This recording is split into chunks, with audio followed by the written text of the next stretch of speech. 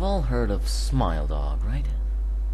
That terrifying picture of a husky smiling in a demonic way. Yeah, that one. Well, I was looking at internet memes and scary stories a few months ago, and I stumbled across an urban legends video which I found pretty interesting. I watched the video, and it told us a few basic facts about spontaneous human combustion and sleep paralysis. The video also contained a couple of screamers to kill the mood a little bit. The end story was of Smiledog. It simply presented the picture and told the viewer the legend. I researched it a bit more and found it to be quite terrifying, but cool. I began talking about it to my friends in school the next day. It turned into something of a common interest, somewhat. People would often use it jokingly, like in a history lesson, our teacher told us that he collapsed on the floor. My friend leaned towards me and said, "I guess he saw Smiledog." And it would often make us laugh and giggle like children. We then found other stories such as Red Mist, Squidward's Suicide, Candle Cove, and Slenderman. We dropped the subject of Smiledog a while after that. In our school, we often talked to this boy. His name was Michael. Strange child. Never spoke to us, and he would often keep to himself. We had no idea where he was during lunchtime. He wouldn't be hanging out with us, but we found it not to be of our concern. He'd often leave lessons early to visit a hospital, as he was a rather sickly child.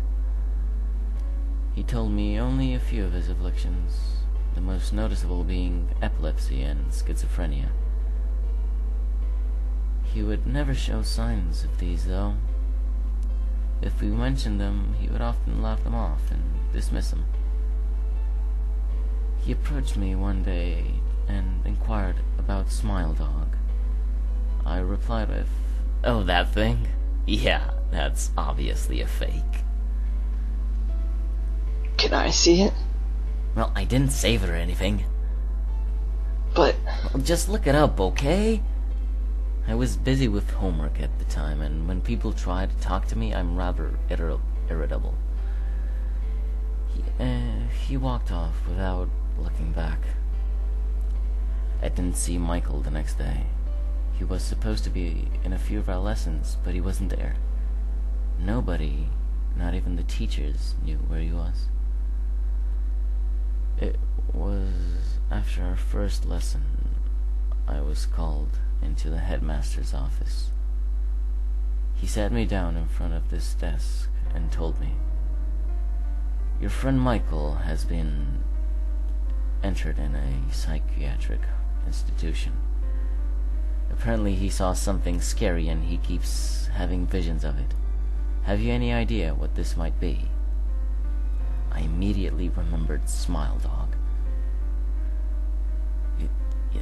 Yes, sir. The headmaster immediately brought up his computer, and I was faced with the Google search engine. I changed the search to images and typed in Smiledog. I showed the headmaster the full unedited image of Smiledog. Oh my. He told me Michael wanted to see me. He arranged transport for me to the psychiatric hospital. I entered the colossal building with the headmaster, where he was stopped by a doctor and said, "Michael only wants his friend, I'm afraid." Gave me a bewildered look, and I said, "That's fine. I'll see you in a few minutes." I strolled down the large, intimidating corridor and reached the room 204. The room had a padded floor and a wall and light. No windows except a minuscule viewing slot through the door. I walked in and almost vomited. Michael was lying face down in the middle of the room with his hands still gripped tight on his neck. He was dead. There was a hastily scrawled note left next to him. It was for me.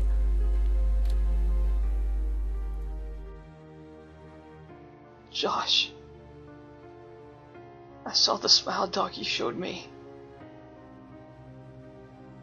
It's everywhere. No matter what we do, it cannot be stopped. It appears even in the brightest moments of your life. It will always be watching, never moving. It will not go away. Why did they put me in this room? Why? I had no escape. No matter how much I kicked off, the doctors wouldn't believe me. This is the only way out. What if the dog is still there during death?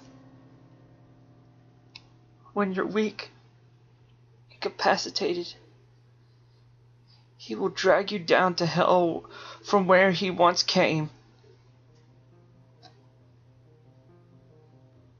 This is reality, Josh. Do not ever mention Smiledog again.